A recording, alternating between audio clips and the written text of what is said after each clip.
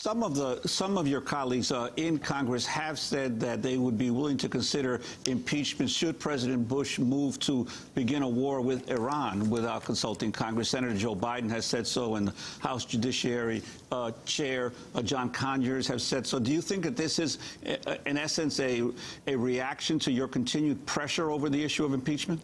Well, you know, this isn't golf. You don't get a do-over. We can't let this president wage war and kill more people in violation of international law, in violation of the Geneva Convention. His conduct has been totally in alignment with violating the Nuremberg principles. We need to hold him to account, and if we do that, there won't be an attack on Iran. We must not wait for more carnage and for more jeopardy to the peace of the world. We have enough information right now to offer incontrovertible proof that this president lied to take us into a war, worked with others to manufacture a false case for war, falsely stated to the American people that Iraq had weapons of mass destruction, and told the Congress that there was an imminent threat, thereby subverting Congress's power under Article 1, Section 8 with respect to a declaration of war. So what are we waiting for? Well, Congressman Kucinich, the head of the Democratic National Committee, Howard Dean, said voters did not hand Democrats control of Congress 2 years ago in order to impeach President Bush. Is that what he said? Well, you know what? Howard Dean ought to check with the people where he lives with in Vermont, because the people in Vermont understand this, and people all over this country understand it. This isn't a political question, by the way. The appropriate response for Howard Dean would be that this is a matter that's beyond politics. This is a matter that relates to a democratic system of government and whether or not our Constitution is just a piece of paper. So this has to go beyond politics. It's not for the Democratic Party to decide to overlook violations of U.S. law and international law. We cannot let our political system trump the requirements of the law. Well, let's go to Nancy Pelosi. This is the House Speaker in late 2006, shortly after the Democrats took over Congress. No, impeachment is off the table. And that's a pledge. Well, it's a pledge on the, yes, admit it's a pledge. Of course it is.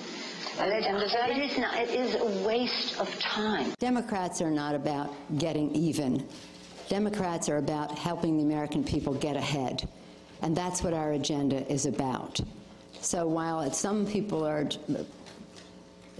excited about prospects that they have in terms of their priorities, they are not our priorities. I have said, and I say again, that impeachment is off the table. That's Nancy Pelosi. Well, last December, I asked House Judiciary Chair John Conyers about impeachment. Unless we're going to impeach the vice president and the president within this space of time, I think we could be very seriously compromising the greatest most important thing, in addition to documenting any misdeeds that may have happened, whether we continue to have Bush enablers continue to shatter and tear the Constitution to shreds. And so all of this academically is great. I've got a number of books from my friends about which articles would be best and which ones we should go after more. But it seems to me that the time element and also the feasibility of whether or not there is any possible chance of success. There is a very stark reality that with the corporatization of the media, we could end up with turning people who should be documented in history as making many profound errors and violating the Constitution from villains into victims. That is the House Judiciary Chair, John Conyers. Dennis Kucinich, your response. There's arguable evidence that President Bush has committed war crimes. We have a moral obligation to have hearings in judiciary to make a determination whether or not this is so. This goes beyond politics. I have a great respect for John Conyers. I have a great respect for Nancy Pelosi. But this goes beyond politics. This is not, you know, our whole government rests on moral principles, not just on political principles. And so we need to evaluate what Congress's rightful role is here. You know, one of the founders of our nation made it very clear that Congress had a role that was not simply to pass laws, but to ask questions of the executive. This is what helped to create a powerful three branches of government concept that was imbued in the Constitution, co-equality, so that we wouldn't have a monarch. George Bush has acted in a way that has separated him from the rule of law. Congress must hold him accountable. And to say, well, we have more important things to do. What could be more important than finding out whether or not the President of the United States has committed war crimes, whether or not he's violated United States law and repeatedly violated the Constitution?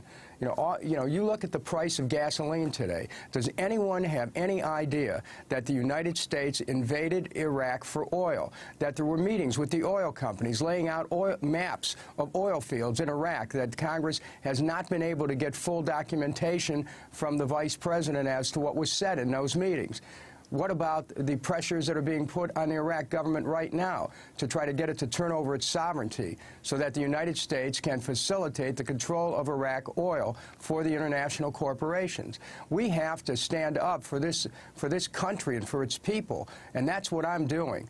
And I'm going to be challenging my colleagues to look at the evidence. And if they look at the evidence, I think that they'll want to do what's right. And Congressman, you vowed to continue reintroducing your proposal now if it's every 30 days unless action is taken. What your response to those who say that there isn't enough time in the calendar, given everything else that is going to be occurring in the presidential election over the next few months to even be able to deal with this issue? George Bush has enough time to bomb Iran on another pretext. He has enough time to continue policies of torture. He has enough time to continue policies of eavesdropping and wiretapping. He has enough time to continue to ignore critical science with respect to global climate change. He has enough time to help facilitate more violations of election law for the 2008 election. We don't have enough time. We can't spend any more time temporizing while the Constitution, the United States laws, international laws, are being shredded. Dennis Kucinich, you said President Bush is guilty, perhaps, of war crimes, and that's what you want to get to the bottom of. What war crimes? Well, it's waging illegal war, attacking a civilian population, knocking out the access to electricity and water. The Geneva Conventions and protocols to the Geneva Conventions make it very clear that there are questions that need to be answered by the Judiciary Committee. That's Article 8 of the impeachment resolution points out that the first protocol to the Geneva Convention says that someone who is in civilian command is within the reach of war crimes prosecution if he or she had a direct responsibility for ordering troops or ordering an attack on another nation. If you read the Nuremberg Principles, our president has brought himself within the reach of prosecution for war crimes. And the Congress of the United States should take this responsibility to not just to look into it, but to take action. Because if we don't take action, what would it say to American history if later on, after this president left office, he was brought up by either an international tribunal or by the laws of another country? It's not as though he's going to be able to escape justice. And the argument that John Conyers made, if you're not impeaching Cheney at the same time, that he could be president? Well, who says that Dick Cheney should be beyond the reach of impeachment? I mean, I've already introduced that resolution. We know that there was a rapid change of the guard that occurred during the time that Spiro Agnew left office in disgrace, that President Richard Nixon resigned before articles were presented to the House, and the door was open for Gerald Ford to become president. The personality shouldn't matter here. What should matter is whether or not crimes have been committed. And to turn a blind eye to that, to say, well, you know, it's off the table, we've got other things to do, is to unwittingly be an accomplice in this. We have to realize our responsibility here to protect this country from corruption. And it's being, the Constitution and the nation, the national governance is being corrupted by Congress's unwillingness to look into this. What are we afraid of? That we're afraid to look into violations of law by this president.